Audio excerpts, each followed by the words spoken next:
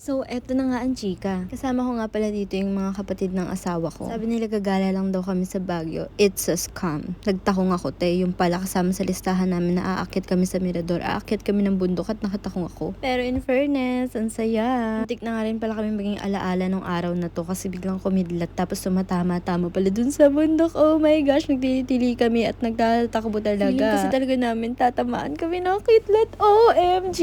Sabi ng aga-aga, sobrang OA ko na naman. O sige na, sorry na, wag na kayo magtampo. Ito na, itutuloy ko na ang kwento. Parang medyo galit ako sa tono ko doon. Hindi naman ako galit, nagpapaliwanag lang. Ganito lang talaga ako, intindihin nyo na, ganun talaga kapag tumatanda na. Dati nga pinagdadasal ko lang ng makagala dito kasi ang huling alaala ko pa dito nung high school pa ako. Dito kami pinag-retreat, nag-aaral pa ako sa Santo Rosario. Grabe, totoo pala yung sinasabi nila, sobrang magical ng Baguio. Baguio kung saan 50 pesos ang banana queue, 50 pesos ang mangga, at 40 pesos ang cup noodles. At dito, kung nag-iisip kayong pumunta sa SM ng alas 4 ng hapon, nako, itigil nyo yan at papaikot-ikutin lang kayo sa buong SM dahil wala kayong mapaparkingan. Kaya kung nagbabala kayong libutin ng Baguio, iwan nyo na lang yung sasakyan nyo sa hotel, di kaya sa condo na nirerentahan nyo, tapos mag-taxi na lang kayo. Kasi sinasabi ko sa inyo, ang hirap ng parking dito. Pero mahirap din naman mag-taxi kasi ang haba ng pila, kung mag-grab ka naman, ang tagal din maghintay. So, bahala na nga kayo dyan, di ko na kayo poproblemahin. Basta gumala kayo kung gusto nyong gumala. At yun na nga lang muna ang chika ko ngayong araw. Kung nagustuhan nyo tong voice over ko, i-follow nyo na ako. Wag na kayong mahiya, guys. Thank you. Bye!